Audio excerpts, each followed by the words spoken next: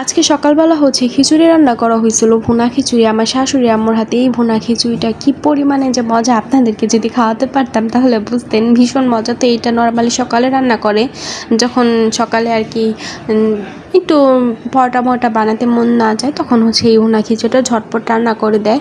তো আপনাদের সাথে একদিন এই রেসিপিটা শেয়ার করব।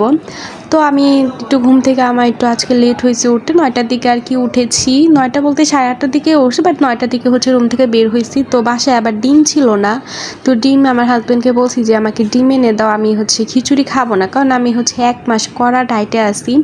তো আমি হচ্ছে সব কিছু খাওয়া দাওয়া একেবারে ইগনোর করতেছি। আমার পছন্দের জিনিসগুলো আমি অ্যাভয়েড করে চলতেছি, যেমন মিষ্টি জাতীয় জিনিস যে আমার কি পরিমাণে পছন্দ সেটা হচ্ছে আপনাদেরকে আমি বলে বোঝাতে পারবো না।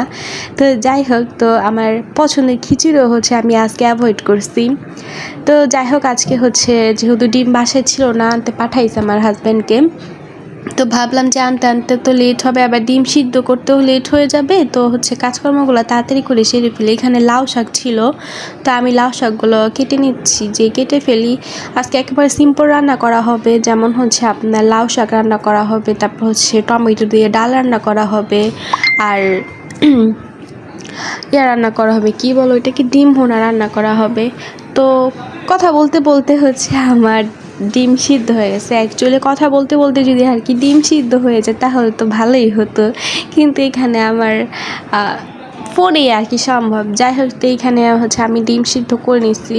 তো আমি জাস্ট লাউ শাকটা কেটে নিচ্ছি, তারপর হচ্ছে আমার ডিম সিদ্ধ হয়েছে। তার মধ্যে আমার লাগছে ক্ষুধা, যেহেতু আমি সকালবেলা চিয়া সিডস আর ডিম সিদ্ধ খাই। তো প্রতিদিন হচ্ছে ডিম সিদ্ধ খেতে ভালো লাগে না, একটু অন্যরকম হলে ভালো লাগে। তো এখানে আমি টমেটো সালাদ বানিয়ে নিছি, বেশি কিছু দিয়ে না, টমেটো কাঁচামরিচ আর পেঁয়াজ দিয়ে হচ্ছে সালাদটা বানিয়ে নিছি। একটা ভিডিওতে আমি দেখলাম যেভাবে খেলে নাকি অনেক মজা লাগে, তো আমিও একটু ট্রাই করে দেখলাম যে আসলে কেমন লাগে। তো আমার কাছে আর কি ভালোই লাগছে, খাইলাম। মানে নর্মালি যে এমনি ডিম খেলে যে একটা বমি আসে সেইটা আর কি আসে না। যাই হোক, তো খাওয়া দাওয়া শেষে হচ্ছে আমি যে পেঁয়াজ মরিচ তারপর রসুন হচ্ছে সব কিছু কেটে নিচ্ছি রান্না বাড়ার জন্য। তো আজকে হচ্ছে আমি রান্না করছি, কারণ আমার শাশুড়ি একটু বাহিরে গেছিলো, তো আমি রান্না করে ফেলছি। এখানে হচ্ছে যে লাউ শাকটা প্রায় আমার শেষ হয়ে গেছে, আর ডাল এখানে বসায় দিছি, আর ডিমও সিদ্ধ করে দিছি। 6টা ডিম সিদ্ধ হয়েছে, মানে পরিবারের সদস্য অনুযায়ী আর কি ডিম সিদ্ধ দিয়েছি। আর ওই দিন আজকে এটা তো আজকেরই ভিডিও, তো আজকে আবার ওয়েদারটা ভালোই ছিল, ঠান্ডা ঠান্ডা। তো বিকেলবেলা হচ্ছে আমার বেস্ট ফ্রেন্ড চলে আসছিলো, সে আবার শ্বশুরবাড়ি থেকে বাপের বাড়ি আসছে, আমাদের বাসার কাছে আর কি ওদের বাসা। তো ও আসছিলো, ও কক্সবাজার গেছিলো প্রায় 5-6 মাস আগে। তো ও আমার জন্য এই বেসলাইট তারপর চকলেট আনছিলো, হোটটা চকলেট নাকি আর ছোটো ভাই বোনরা খেয়ে ফেলছে। তো এই 2টা ছিল, ও হচ্ছে নিয়ে আসছে যে আসছি শ্বশুরবাড়ি অনেকদিন পর, তোর সাথে একটু দেখা করে যায়। ও আবার এখানে যে ওকে কলা খাইতে দিচ্ছি, ও আবার সেই কলাটা আমাকে দেখাচ্ছে যে এটা একটু ভিডিওতে নেই। তো বিবাহিত আমি কিন্তু হচ্ছে চুড়ি পরি না, ও হচ্ছে চুড়ি পরে আসছে। তা আমাকে বলতেছে কি যে একটু হাত দেখা, আমাদের বিবাহিত 2 বেস্ট ফ্রেন্ডে একটু আমরা সবাই দেখাই। তো এই যে এখানে হচ্ছে ও যে ব্রেসলেটটা নিয়ে আসছে সেটা একটু আমাকে হাতে পরিয়ে দিতেছিল। তো আমি ভাবলাম যে একটু ভিডিও করি, আপনাদের সাথে শেয়ার করি।